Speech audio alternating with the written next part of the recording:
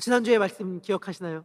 주님께서 우리를 심판하십니다. 그런데 심판하시는 예수님이 구원하시는 예수님이십니다. 예수님은 마지막 결산의 날, 마지막 심판의 날에 우리를 구원하시기 위하여 지금 우리를 위하여 간구하시고 도우십니다. 저는 오늘을 살아가는 우리들에게 마지막 심판을 위해 지금 예수님이 도우신다는 사실이 우리들에게 힘과 격려와 위로가 되길 소망합니다. 예수님께서 심판하신다는 말씀 바로 뒤에 나오는 내용들을 오늘과 그 다음 주에 걸쳐서 살펴보려고 하는데요. 그것은 바로 성령에 관한 부분입니다. 우리 사도신경에서 뭐라고 고백되었냐면 성령을 믿사오며. 끝. 너무 짧죠? 우리가 성부 하나님에 대한 고백, 성자 예수님에 대한 고백, 성령 예수님에 대한 성부 하나님, 성자 예수님, 성령 하나님에 대한 고백으로 사도행전이 이렇게 진행되어지고 있는데, 예수님에 대한 부분은 말할 것도 없고 하나님에 대한 부분에도 사도신경은 뭘 고백했냐면 전능하신 분, 천지를 만드신 분, 우리들의 아버지라는 고백을 다 넣었단 말이에요. 그런데 성령님에 관해서는 어떠한 언급이 없어요. 그냥 성령을 믿사오며, 너무 간략하고 너무 이렇게 아무 내용이 없다고 느껴져서 좀 당황스러워요. 사도신경이 처음 제가 말씀 전할 때 얘기했는데, 로마 신경이라고 말하는 세례를 줄 때에 했던 신앙 고백에서 유래되었다고 말씀드렸고, 그건 대략 2세기 정도입니다. 3세기 기원 후 325년 니케아 신경에서도 성령님에 대한 고백을 하는데요, 그 앞에 예수님에 대한 고백은 잔뜩 해놓고 성령님에 대한 고백은 딱 한 줄 이렇게 간략하게 해놨어요. 뭐라고 해놨냐면 이렇게 해놨습니다. 그리고 성령을 믿습니다. 이것도 괄호예요. 왜냐하면 그 전에 믿는다는 말을 먼저 했기 때문에 예수님을 믿습니다. 그리고 성령을, 이러고 끝이에요. 그러니까 사실은 니케아 신경도 우리 기독교가 사랑하고 존중하는 믿음의 고백인데, 이 고백에도 성령님에 대한 것이 너무너무 간략하게 되어 있어서 니케아 신경을 은혜롭게 고백하다가 성령님에 대한 부분에 딱 이르면 이게 뭐야? 이게 정말 끝인가? 라고 하는 당혹스러움을 경험하게 된다고들 이야기해요. 성령님에 대한 조금 구체적인 신앙 고백은 기원 후 381년에 이르러서 니케아 콘스탄티노플 신경이라고 말하는 그 신경에서 비로소 좀 정립이 됩니다. 니케아 신경, 니케아 콘스탄티노플 폴리스라고 말하는 그것은 보통 지역에서 따온 거거든요. 이 지역에서 신학자들이 모여서 서로 논의하고 충반 회의를 거친 다음에 기독교 신앙을 정립한 건데, 이때서야 비로소 성령님에 대한 조금은 구체적인 신앙 고백을 하기 시작해요. 우리 주님이자 생명의 영 성부에게서 나오신 완전하신 하나님, 예언자를 통해 말씀하시는 분이 성령님이라는 고백을 하게 됩니다. 그러면 니케아 신경이나 사도신경에선 성령님에 대하여 왜 이렇게 간단하게 기록했을까요? 그 이유는 이렇습니다. 다양한 이유들이 있을 수 있지만 그 중에 하나를 이야기하면 이래요. 그것이 무엇이냐면 성령에 대한 신학이 발전해 왔거든요. 성령에 대한 신학이 발전했다는 말을 어렵게 생각할 필요 없습니다. 쉽게 생각하면 이렇습니다. 우리가 사람을 알아갈 때도 시간이 필요하잖아요. 저 사람에 대해서 저 사람이 어떠한 사람인지, 어떠한 성격인지, 저 사람의 캐릭터는 뭔지, 자라온 배경은 뭔지를 알려면 충분한 시간이 필요하죠. 그리고 관계 가운데 그 사람과 함께 시간을 보내면서 그 사람에 대해 알아가잖아요. 동시에 과학적 사실도 마찬가지죠. 어떠한 과학적 사실들이 시간이 지남에 따라서 옛날엔 잘못 알고 있었던 것이 수정되기도 하고, 또 미처 발견되지 않았던 것이 발견됨으로 우리들의 지식들이 축적되잖아요. 어떠한 객관적인 대상이 변하지 않는다 하더라도, 나의 성격이 바뀌지 않는다 하더라도, 혹은 어떤 물리 현상이 바뀌지 않는다 하더라도 이전에는 몰랐지만 나중에는 알게 되는 경우들이 많이 있잖아요. 사도신경이 처음 작성되었을 시기에는 아직 기독교 공동체 안에 성령님에 대한 이해가 충분히 합의되지 않았어요. 성령님이 어떠한 분이신지 다양한 의견들이 나왔었고 그것이 통일된 의견을 아직은 보지 못한 상황이었기 때문에 사도신경 우리가 전체가 다 통일된 고백으로 드려야 하는 믿음의 고백인데, 이 고백에 괜히 논란을 막 만들지 않기 위하여 성령님에 대한 고백은 굉장히 간략하게 집어넣었습니다. 아직 합의되지 않는 내용들에 대해서는 미리 집어넣으므로 괜히 나중에 비판하거나 오해의 아니면 잘못됐다라고 말할 수 있는 여지들을 없앤 것이죠. 하지만 그렇다고 해서 사도신경의 첫 고안자들이 무성의하게 성령님에 대한 고백을 간략하게 그냥 해버린 건 아닙니다. 성부 하나님에 대한 고백은 잔뜩 하고 성자 예수님에 대한 고백도 잔뜩 하는데, 성령 하나님에 대한 고백은 굉장히 간략하게 하므로 마치 삼위 하나님 안에 무언가 차등되는 것처럼, 무언가 구별이 있는 것처럼, 무언가 계급이 있는 것처럼 하는 오해를 낳을 것을 사도신경의 고안자들은 모르지 않았어요. 그래서 이 오해를 극복하기 위한 여러 가지 장치들을 넣었는데, 그것이 무엇이냐면 사도신경의 순서와 문법을 통해서 이러한 오해를 극복하려고 했습니다. 어떻게 그것을 극복하려고 했는가? 사도신경은 라틴어로 작성되었다고 말했잖아요. 사도신경에 라틴어로 작성된 사도신경에 성령에 대한 고백은 이렇게 쓰여져 있습니다. 크레도 인 스피리툼 상크툼이라는 건데, 저도 라틴어 몰라요. 그냥 읽을 줄만 압니다. 그런데 여러분들 여기 보시면 크레도 인이라는 것이 믿는다라는 고백이거든요. 믿는다라는 거거든요. 나는 성령을 믿는다라고 하는 거예요. 그 다음에 나오는 고백이 뭐냐면 나는 교회를 믿는다, 공교회를 믿는다라는 고백이거든요. 그 고백은 이렇게 쓰여져 있습니다. 어떻게 쓰여있냐면 크레도 에클레시암이라고 적혀 있어요. 뭐가 없는지 보여요? 우리 라틴어를 잘 못한다 하더라도 뭐가 없는 건 보이죠? 뭐가 없냐면 인이 없어요. 이 라틴어 전치사인데 이 인을 일부러 성령 하나님에게서 넣어놨고 그 뒤에 나오는 고백에서는 싹 다 뺐어요. 왜 그랬는가? 사도신경은 성삼위 하나님에 대한 고백에만 이 전치사 인을 넣어놨습니다. 그러므로 삼위 하나님에 대한 고백과 다른 것들에 대한 고백을 구분했어요. 성삼위 하나님을 믿는다고 하는 고백들과 뒤에 나오는 교회, 죄 용서, 몸의 부활, 영생을 믿는다라고 하는 것은 달라요.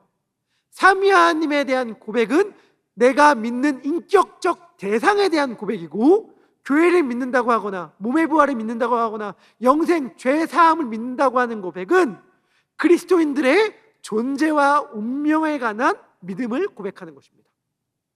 그리스도인들의 존재와 운명에 관한 믿음은 삼위 하나님에 관한 믿음에 종속되어 있습니다.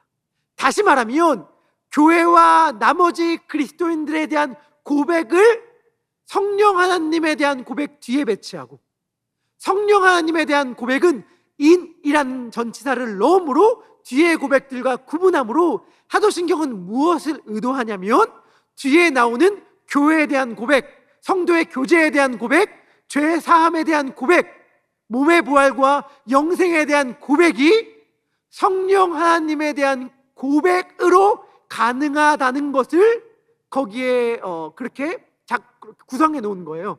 그 구성을 통하여 사도신경을 고백하면서 우리는 어떠한 신앙을 고백하는 것이냐면, 하나님, 저는 교회를 믿습니다. 성도 간의 교제를 믿습니다. 죄를 사해 주시는 것도 믿고 몸의 부활도 믿습니다. 그리고 영원히 사는 것을 믿습니다. 그런데 이 모든 믿음은 성령 하나님의 믿음 안에서 가능한 것임을 고백합니다. 이렇게 이야기하는 셈이죠. 교회는 성령이 거하시는 전이잖아요. 성도 간에 교제할 수 있게 하시는 것은 성령님이잖아요.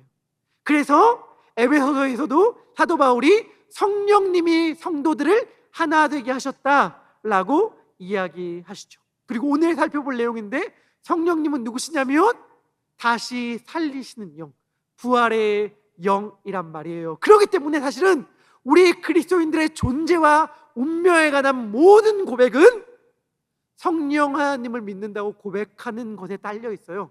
그렇기 때문에 성령 하나님에 대한 고백은 굉장히 단순하고 짧을지 모르겠지만 사실은 어마어마한 내용을 담고 있기도 하는 거죠. 모든 믿는 자들의 존재와 운명에 대한 결정을 성령 하나님에게 의탁하는 고백의 내용이니까 말입니다. 오늘은 오순절 성령 강림 사건을 통해 우리가 믿고 고백하는 성령님의 한 가지 특성에 대하여 집중해서 말씀을 나눠보려고 합니다. 많은 분들이 알고 계시겠지만 예수님께서 십자가에 달려 죽으신 지 사흘 만에 부활하셨습니다. 그리고 40일 동안 제자들과 함께 있으면서 하나님 나라의 일에 대해 말씀하셨고 하늘로 올라가셨습니다. 하늘로 올라가신 뒤에 대략 10일 정도가 지난 후에 오순절 날이 임하셨을 때에 성령님이 모인 제자들 가운데에 임하였습니다. 오순절이라고 말하는 유대인의 명절 가운데에 성령님이 임했던 것은 기독교의 역사 가운데의 결정적인 사건이었어요. 이 일이 얼마나 컸든지 스위스의 신학자 칼 바르트라는 사람은 기독교 신앙에서 동등한 중요성을 가진 세 가지 기적이 있는데, 첫 번째가 하나님의 무로부터의 창조이고, 두 번째가 성자 예수님의 동정녀 탄생이며, 세 번째가 오순절날 성령 강림을 통한 그리스도인의 등장이다 라고 말할 정도로 오순절날 성령이 강림한 사건은 기독교의 역사 가운데 결정적인 사건이었습니다. 물론 너무 당연한 말씀이지만 구약에도 성령님은 계셨죠.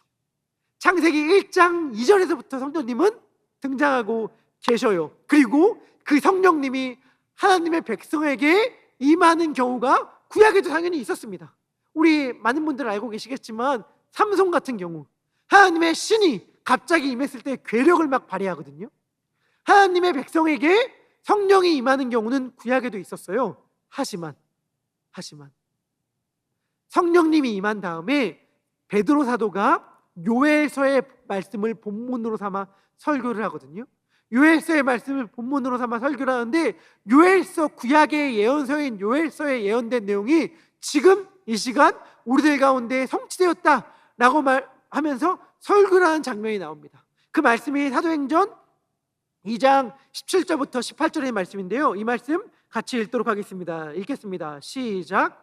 하나님이 말씀하시기를 말세 내가 내 영을 모든 육체에 부어주리니 너희의 자녀들은 예언할 것이요 너희 젊은이들은 환상을 보고 너희 늙은이들은 꿈을 꾸리라. 그때 내가 내 영을 내 남종과 내 여종들에게 부어주리니 그들이 예언할 것이요. 아멘. 이건 너무 획기적인 사건이에요. 왜냐하면 구약에도 당연히 하나님의 신이 하나님의 백성들에게 임했어요. 근데 누구에게 임했는가? 왕에게 임했고 선지자들에게 임했단 말이에요. 굉장히 특별한 누군가에게 임했어요. 하지만 요에서는 뭐라고 예언했냐면 남종들과 여종들에게 임할 것이다. 말이 안 되는 이야기거든요.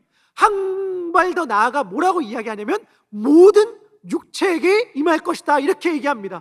이것은 사실은 이전까지는 상상할 수가 없는 일이었는데, 이 일이 오순절날 마가의 다락방에 성령님이 임함으로 성취되었다고 베드로 사도가 말하는 셈이죠. 제가 오순절 이야기하는데, 오순절 너무 낯설잖아요. 오순절이 뭔지 여러분들 아시나요? 우리들에게 너무 낯설지만 유대인들에게는 굉장히 중요한 명절입니다.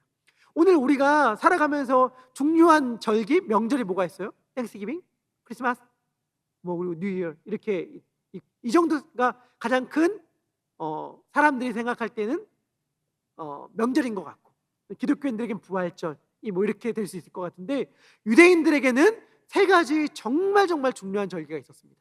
유월절, 오순절, 장막절. 이 세 가지 절기들은 각각 다른 이름들을 갖고 있었어요.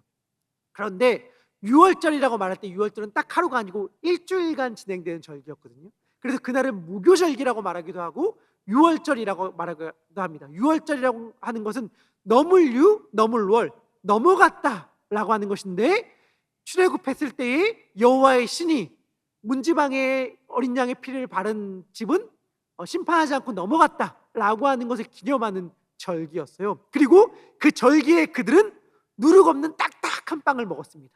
급하게 나와야 됐기 때문에 막 시간을 갖춰서 요리할 수 있는 시간들이 없어서 딱딱한 누룩 없는 빵을 먹었어요. 누룩 없는 빵이 무교병이라고 말하는 것이거든요. 그 무교병을 먹는 절기였기 때문에 그 절기를 또한 무교절이라고 말하기도 했습니다. 그런데 이 절기가 일주일간 진행되는데 이 절기의 마지막에 초실절이라고 하는 또 절기가 하루 정해져 있었어요. 다 유월절 혹은 무교절의 절기 안에 속한 절기입니다.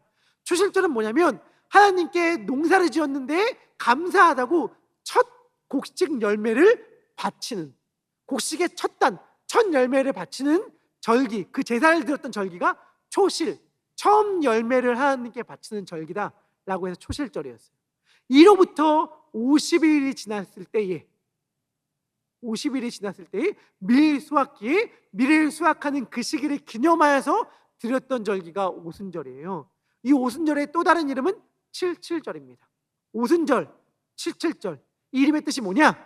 77에 49, 50, 50.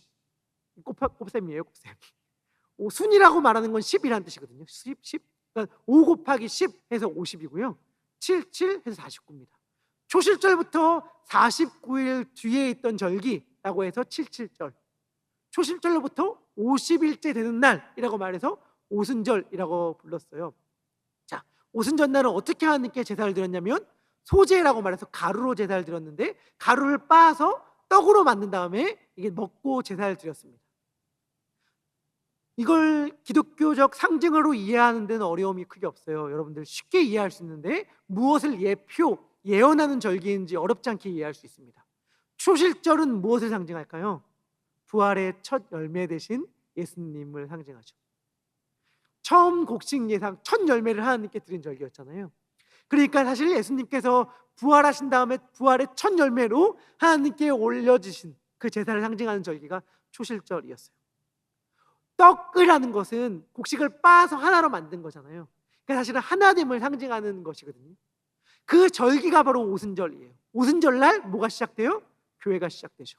하나됨, 교회의 하나됨을 그래서 상징하는 그 절기인 오순절, 하나님을 상징하는 절기인 오순절 날 성령님이 임하심으로 교회가 탄생된 것이 사실은 너무나도 적합한 하나님의 섭리다라고 말할 수 있겠죠.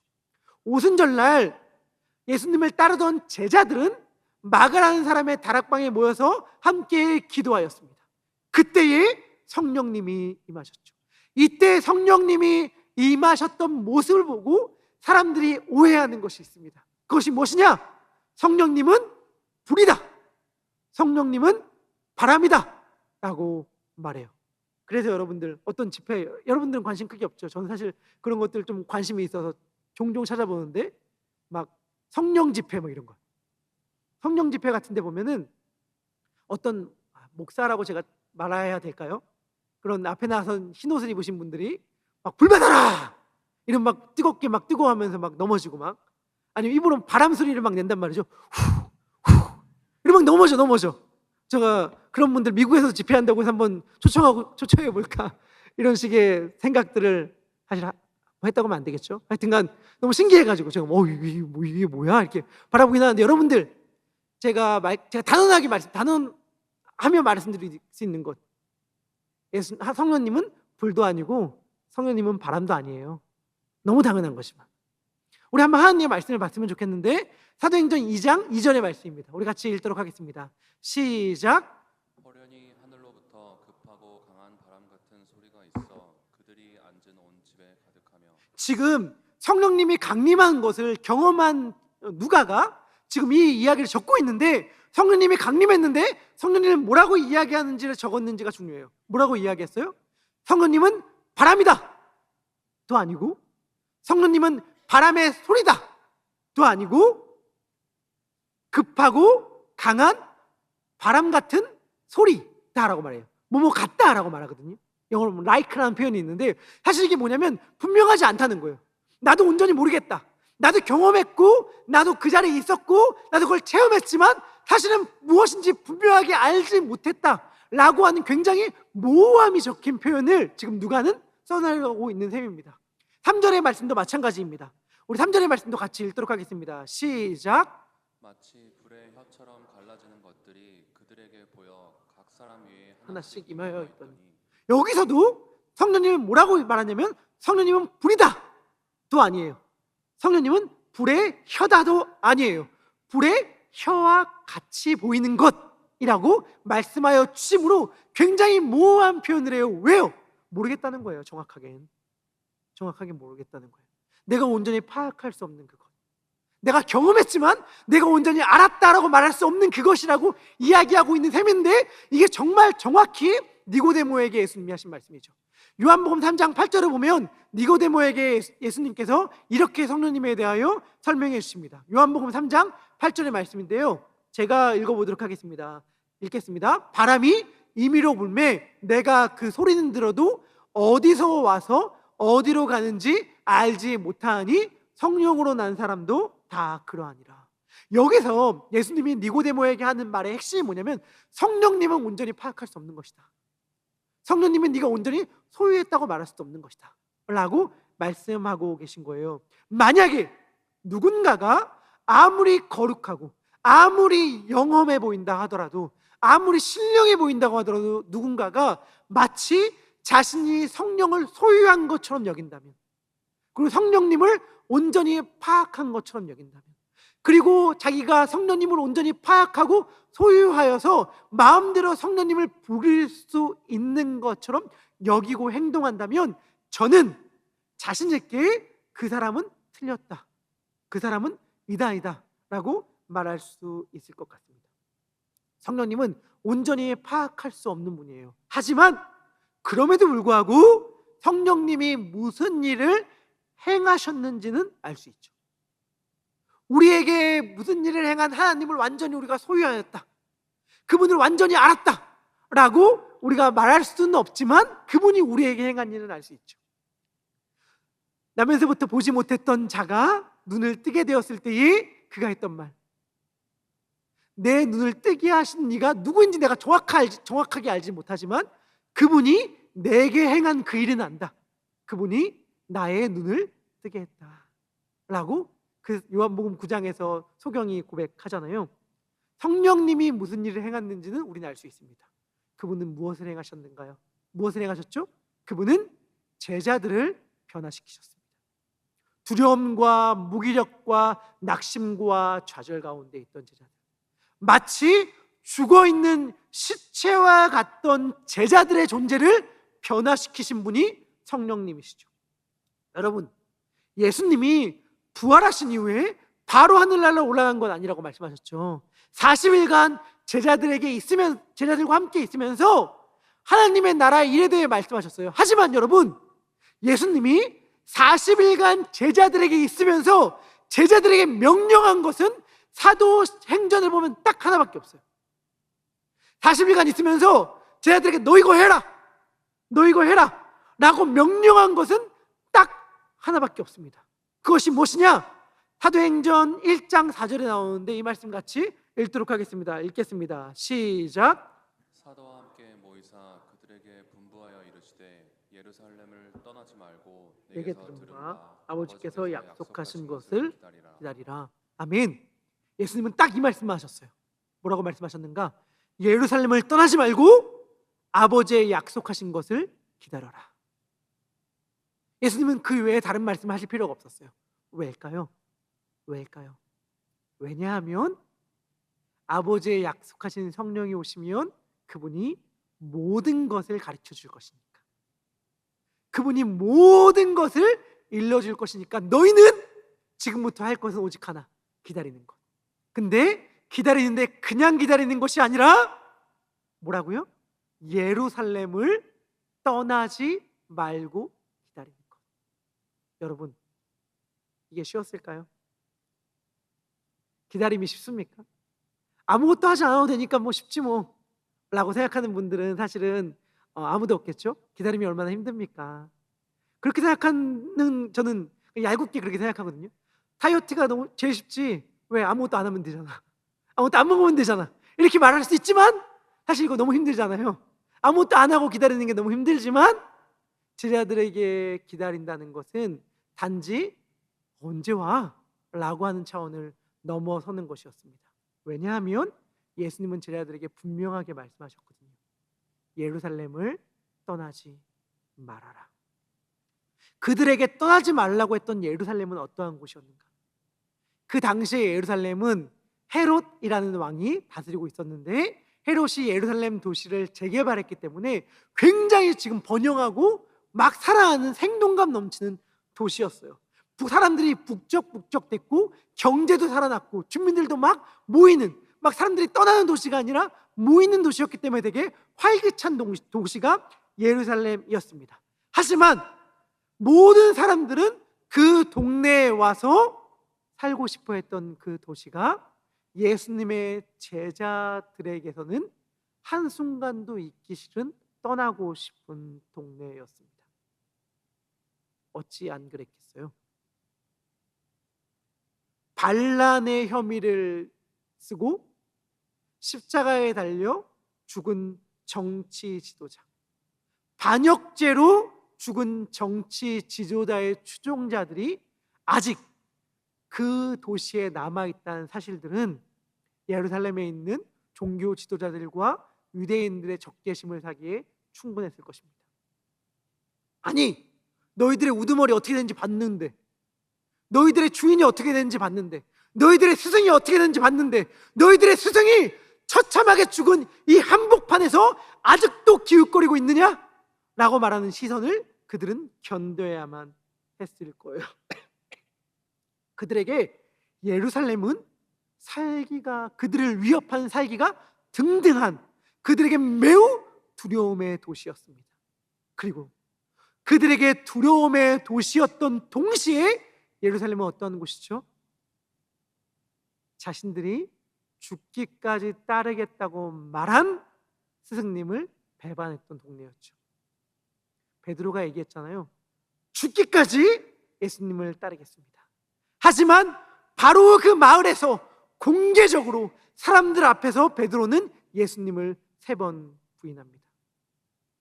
3년 넘게 자신의 모든 생애를 다 바쳐 따랐던 스승이 잡혀가던 그 순간 모든 제자들은 다 도망갔어요. 예루살렘은 자신들의 처절한 실패와 부끄러움을 상기시켰던 동네였어요. 예수님은 바로 그 예루살렘을 떠나지 말라라고 말씀하시는 거예요. 너무 잔인하지 않나요? 우리 사랑하는 예삼의 청년분들에게도 질문합니다. 여러분들에게도 여러분들의 예루살렘이 있나요? 다시 떠올리기도 싫은 곳, 돌아가기도 싫은 곳, 실패와 좌절과 낙담과 패배의 장소. 할 수만 있다면 그곳으로부터 멀리 멀리 도망치고 싶은 그곳, 그 예루살렘. 그 예루살렘이 혹시 우리들 가운데도 있지는 않습니까? 우리는 그러한 예루살렘을 뒤로 한 채 새로운 출발을 하기 위해선 늘 새로운 곳으로 가고 싶어 합니다. 내가 다시는 이 땅에 살기 싫다, 다시는 한국 땅에 살기 싫다, 다시는 이 나라 정말 정 떨어졌다 라고 말하면서 이민을 오는 경우들이 얼마나 많이 있습니까?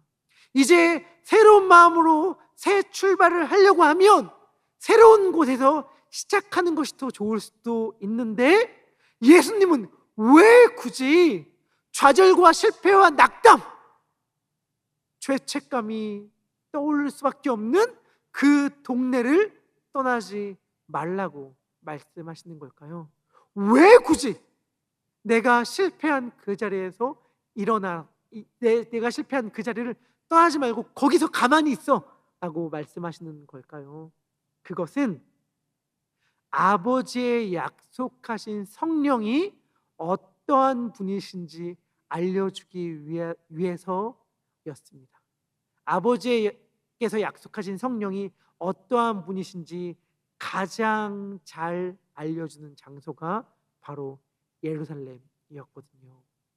우리가 오늘도 고백했고 매 주일마다 사도신경을 통해 고백하는 고백, 성령을 믿사오며 라고 말할 때에 우리가 성령을 믿는다는 고백이 어떠한 의미가 있는가를 생각했으면 좋겠는데, 우리가 믿는다고 말하는 성령님은 어떠한 분이시죠? 그분은 예루살렘에서 임하시는 분이에요. 다시 말하면 좌절, 실패, 죽음, 무덤에서 우리를 다시 태어나게 하시는 분, 다시 일어나게 하시는 분이 성령님이십니다. 이것을 알려주시기 위해 예수님은 예루살렘을 떠나지 말라라고 말씀하시는 거예요. 예루살렘을 떠나지 않고 있다면 너희들은 성령님이 어떠한 분인지 깨닫게 될 거야. 예수님은 이렇게 이야기하는 셈이죠. 에스겔 37장에 나오는 마른 뼈의 환상들, 말들 들여봤을 것입니다. 에스겔 37장을 보면 하나님이 에스겔을 뼈가 가득한 골짜기로 데려가십니다.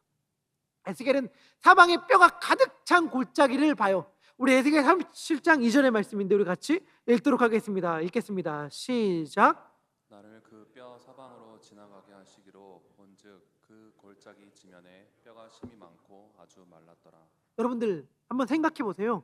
지금 공동묘지인데 아주 처참한 공동묘지에 가요. 뼈들이 그냥 다 널브러져 있어요. 그런데 이 뼈가 얼마나 오래됐는지 살은 아무것도 없고 뼈다귀만 있는데 이 뼈다귀가 완전히 말라버렸어. 완전히 힘이, 뼈다귀가 완전히 바싹 말라서 그냥 손으로 딱 잡으면 바스라질 정도로 말라버렸어. 이러한 뼈가 가득한 골짜기로 하나님께서 에스겔을 데려가시는 겁니다. 제가 질문합니다. 여러분들 가운데 혹시라도 지금 나의 형편이, 나의 상황이 이런 에스겔의 마른 뼈와 같다고 느껴지는 분 혹시 계십니까? 아무런 소망이 없어. 완전히 말라버렸어. 그 어떠한 희망도 생명력도 느끼지 못해. 이러한 마른 뼈다귀와 같은 인생, 마치 나의 인생이 그러한 인생과 같아요 라고 생각하시는 분이 혹시 계신가요? 우리들 가운데엔 그러한 인생 없을지 몰라요. 하지만 분명한 것, 예루살렘의 제자들은 이 마른 뼈와 같았을 거예요. 예루살렘의 제자들은 이 마른 뼈다귀와 같았을 것입니다. 그 어떠한 소망과 그 어떠한 희망을 찾을 수 없었을 거예요. 왜냐하면 자기를 죽이려고 하는 사람이 밖에 득실되고 있고, 자기는 마음속 깊은 곳에서부터 스승을 팔아넘긴 자, 스승을 외면한 자, 죽기까지 따르겠다고 말한 그 말에 책임을 지지 못한 자, 생명의 위협 앞에 담대하게 맞서 싸우지 못하고 도망쳤던 자라고 말하는 죄책감에 사로잡혀 있었거든요. 그 마른 뼈가 가득한 곳에서 하나님은 에스겔에게 묻습니다. 인자야, 이 뼈가 능히 살 수 있겠느냐? 아예 마른 뼈, 소망도 하나도 없는, 생명도 하나도 없는 이 마른 뼈가 능히 살 수 있겠느냐? 에스겔은 하나님께 대답하죠. 모릅니다. 제가 어찌합니까? 그런데 하나님은 알고 계십니다 라고 대답하고, 하나님은 에스겔에게 이렇게 이야기합니다. 에스겔 37장 6절의 말씀인데요, 우리 함께 읽도록 하겠습니다. 읽겠습니다. 시작. 너희 위에 힘줄을 두고 살을 입히고 가죽으로 덮고 너희 속에 생기를 넣으리니 너희가 살아나리라. 또 내가 여호와인 줄 너희가 알리라 쳤다 하라. 아멘. 그리고 이 말에 따라 에스겔이 하나님의 명령을 대언할 때, 하나님을 대신하여 말할 때에 이 뼈 저 뼈가 들어맞고 서로 연결하고 힘줄이 생기고 살이 오르고 가죽이 덮입니다. 하지만 그 속에 아직 생기는 없었어요. 그런데 이 살아난 육신 가운데에 생기가 들어가기 시작합니다. 9절부터 10절의 말씀입니다. 우리 같이 읽겠습니다. 시작. 또 내게 이르시되 인자야 너는 생기를 향하여 대언하라.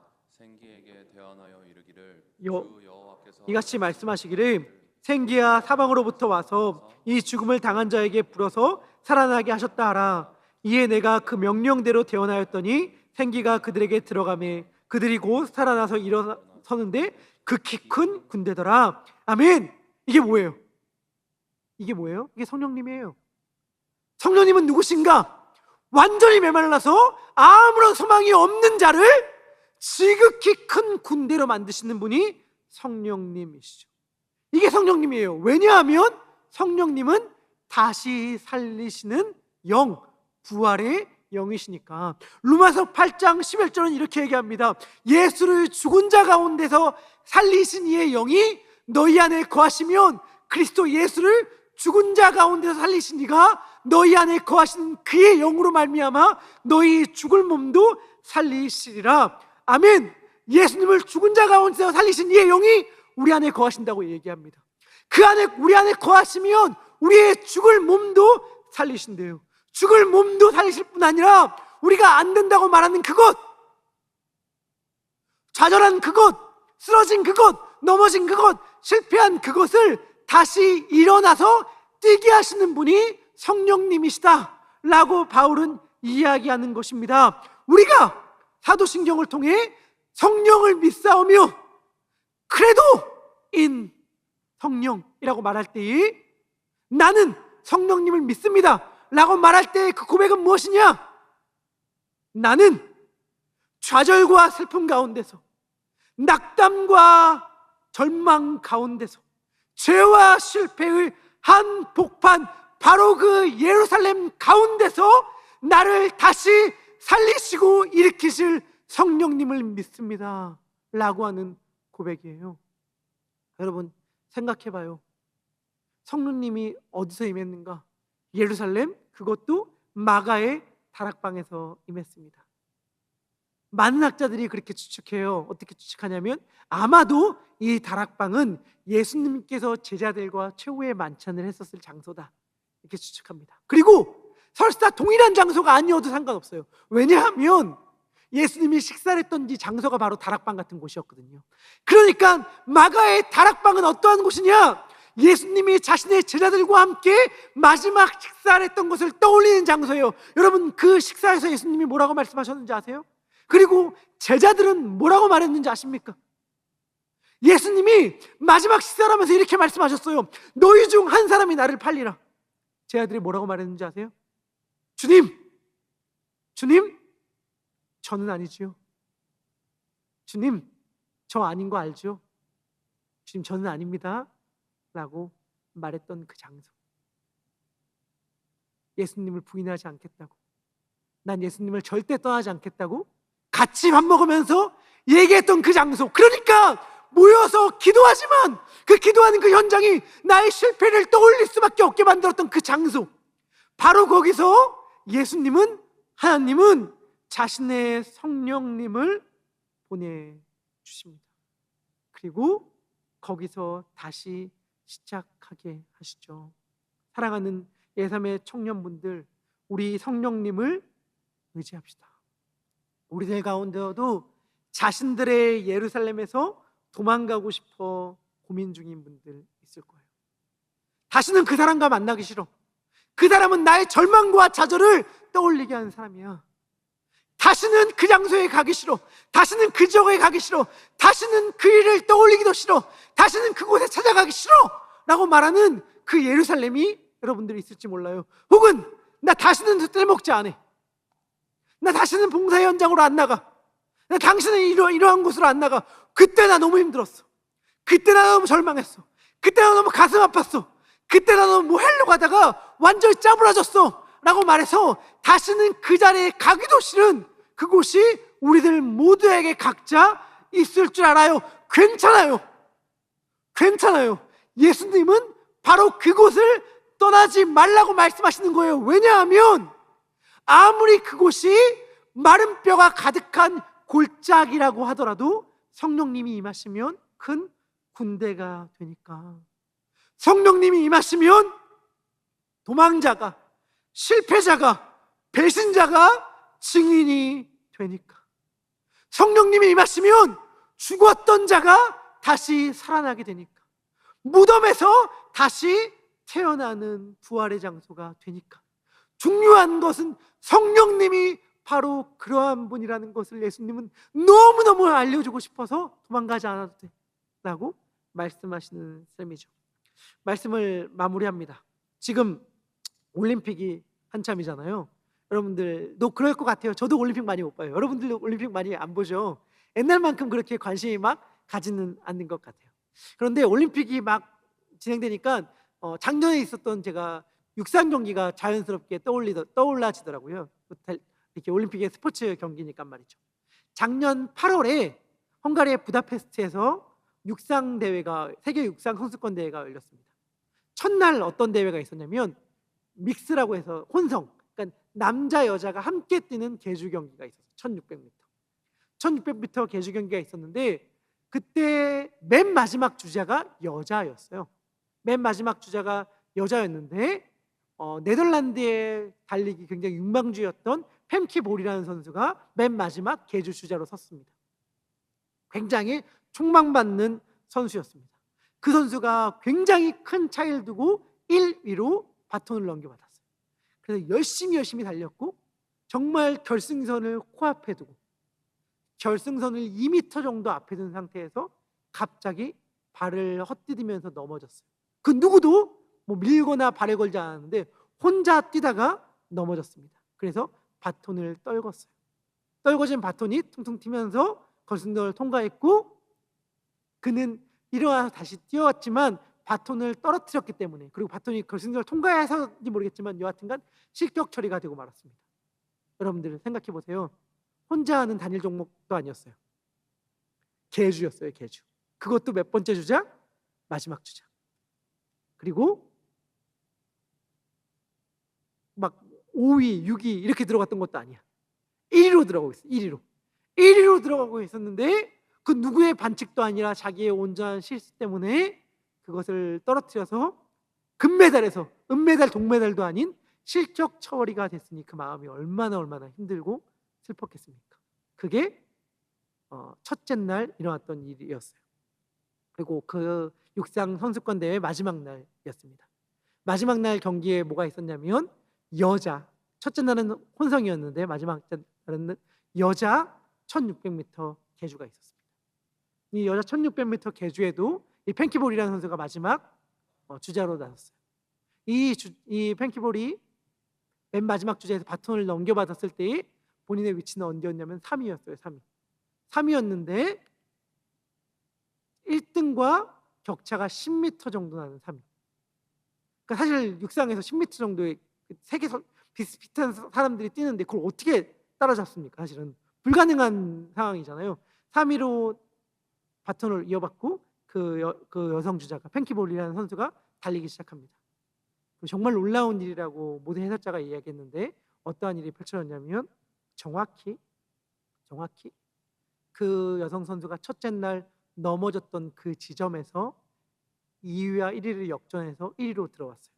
저는 뭐 스포츠 얘기하려고 하는 것이 아니라 그냥 제가 느낀 느낌을 얘기하려고 하는 건데 이 뉴스를 보고 성령님이 하신 일이 정확히 이거구나 싶었어요. 얼마나 뛰기 싫었을까?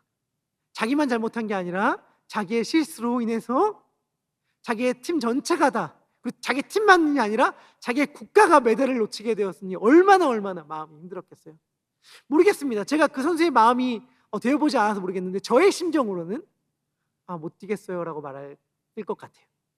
마지막 경기 못 뛰겠어요 라고 말했을 것 같은데 그 선수는 어디서 힘을 얻었는지 모르겠지만 마지막에 정말 3위로 들어갔다가 자기가 넘어진 그 자리에서 역전하여서 금메달을 걷거든요. 저는 순위에서 무조건 금메달 땄으니까 이긴다 이 말 하려는 것이 아니라 성령님께서 정확히 이 메달을 우리들에게 선물해 주기 위해서 우리들의 목에 걸어주기 위해서 넘어진 그 자리에 있으라 라고 말해주는 것 같다는 말씀을 여러분들에게 드리고 싶습니다.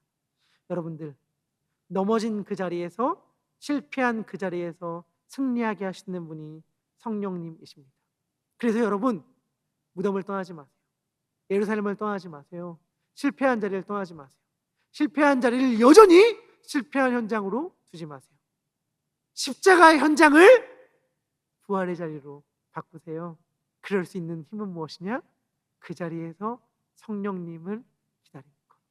성령님이 우리 가운데 오시기만 한다면 예루살렘이 변하여 승리와 부활의 장소가 될 거라고 믿습니다.